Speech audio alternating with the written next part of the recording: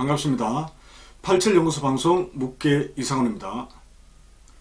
자, 여러분 혹시 침을 맞아보신 적이 있습니까? 한의원에서 맞는 대부분의 침은 특정 혈자리의 성질을 활용한 체침법입니다. 가장 배우기 쉬우면서도 쉽게 접할 수 있는 일반적인 침술입니다. 이보다 더 강력하고 고급스러운 침법이 있는데 일반적으로 원리침이라고 명명합니다. 동양 철학의 핵심인 음양오행의 원리를 적용한 것으로 침법에 관한 한 최고 수준이라고 생각하셔도 됩니다.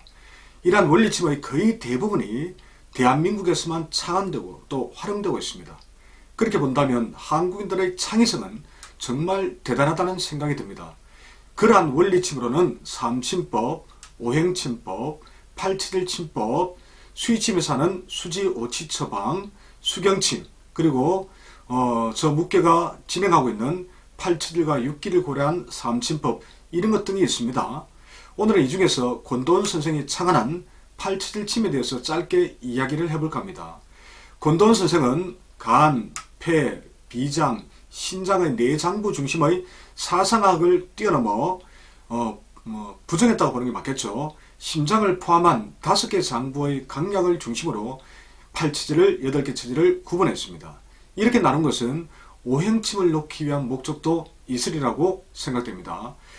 그렇다면 팔칠침은 어느 날 특별하게 고안이 되었다기보다는 오행침을 팔체질에 맞게 선택적으로 적용한 것이라고 볼 수도 있습니다.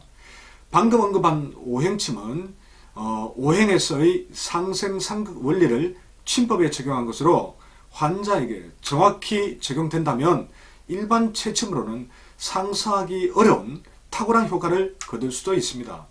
하지만 오행침도 제가 늘 강조하는 팔치질과 육기에 맞지 않게 놓았을 때는 건강이 오히려 크게 상할 수도 있습니다. 또한 오행침은 손과 발의 말단에 자침하기 때문에 산침과 마찬가지로 침을 맞는 환자의 고통이 매우 크다는 단점이 있습니다. 이런 위험성과 실용성이 떨어지는 문제점을 보완하기 위해 팔치질 한의원에서는 특별히 고안된 기구를 사용하여 이 팔다리 사지에 있는 오수열에 아주 빠르고 짧게 팔치질 침법을 적용해서 자침하고 있습니다. 그런데 이 방법 역시 단점이 있습니다. 빠르고 짧게 자침하면 환자의 고통을 덜 수는 있습니다.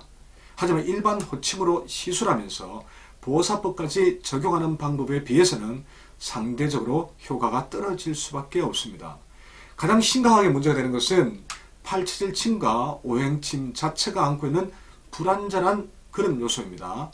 병은 단지 장부 강약, 즉 장부 허실의 문제로만 생기지는 않습니다. 음양과 육기와 경락의 문제로 생기는 경우도 많습니다. 그런데 이들 두 침법은 질병의 원인을 오직 장부 강약으로만 한정하고 있습니다. 오늘 이야기는 이 팔치질 침법 역시 이러한 이유 때문에 체질을 정확히 판단해서 침을 놓더라도 치료 효과가 떨어지거나 부작용이 발생할 수 있다는 점입니다. 그래서 체질이 확실함에도 체질침을 맞고 난 후에 병이 악화되거나 없던 증상이 생기기도 합니다. 반대로 체질 진단이 잘못되어도 육기나 또는 음양이 맞아떨어지면 뜻밖에도 호전 반응이 나타나기도 합니다. 그러므로 침법을 선택할 때는 팔치질침에서 말하는 장부의 허실 강약만이 아닌 육기가 뭐냐면 풍, 한, 서습조화, 바람기운, 차가운기운, 더운기운, 습한기운, 건조한기운, 화기, 이게 육기입니다. 육기와 음양은 물론 장부의 기가 흘러가는 통로인 경락까지 반드시 함께 고려해야 합니다. 즉 장부 균형에 문제가 크게 있다면 허실을 조절해야 하고 경락상의 문제라면 경락을 봐야 합니다. 또한 체질장부의 허약보다 한열, 음양의 불균형이 더 크다면 한열을, 육기의 문제가 중요하다면 육기의 조절을 우선해야 합니다. 한쪽 눈으로만 세상을 바라보면 온전히 볼 수 없듯이 사람의 질병 역시 특정 관점에만 매몰되어서는 안 됩니다. 인체는 그렇게 단순하지가 않습니다. 그러므로 한 가지 관점과 침법만으로 병을 이해하고 이겨낸다는 것은 어림없는 일입니다. 그래서 넓으면서도 깊게 바라보아야 하고 융통성도 발휘할 수 있어야 합니다. 이외에도 오행침과 팔칠침은 보완할 점이 아주 많습니다. 이에 관해서는 기회가 될 때 여러 경우를 예를 들어서 다시 한번 따져보도록 하겠습니다. 이해를 돕기 위해 가벼운 예를 하나만 들려드리겠습니다. 만약 소장보법, 다른 말로 소장정격이라고 하는데요. 이것을 선택한다면 그 이유는 대체로 세 가지 경우를 생각해 볼 수 있습니다. 첫째가 심장과 소장의 허실 조절과 강약 조절입니다. 또 소장 및 자궁의 이상 문제를 해결하는 것입니다.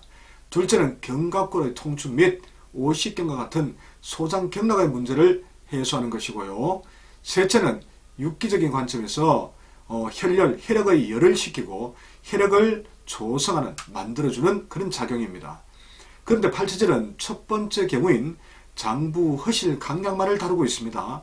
그렇게 해서는 다양한 병증과 증상에 적절하게 대처하기 힘들 뿐만 아니라 정확한 원인 파악이 되지 않아 부작용이 발생할 수 있습니다. 즉 몸의 어떤 한열, 육기 이런 문제에 대처하기 힘들다는 것이죠. 자, 이런 이야기를 하면 부계염증방, 살균방 이런 것 등 보조방을 활용한 대응을 언급하면서 877침을 제대로 이해하지 못한 것이라고 반박할 수도 있습니다. 그럼 보조방 역시 심각하게 문제가 있습니다. 이에 대해서도 역시 이후에 기회가 되면 따져보도록 하겠습니다. 그래서 87연구소에서는 이러한 877침법의 한계와 부작용을 극복하면서 음양과 육기까지 고려할 수 있는 침법 강좌를 정기적으로 열고 있습니다. 11월 9일에서 10일까지 서울에서 강좌 계획이 잡혔으니 관심 있는 분들은 네이버 카페 87나라 또는 블로그 87나라 연구소에 올려둔 공지사항을 읽어보시기 바랍니다. 그럼 오늘 방송을 이것으로 마치겠습니다. 지금까지 87연구소 방송 묻게 이상훈이었습니다.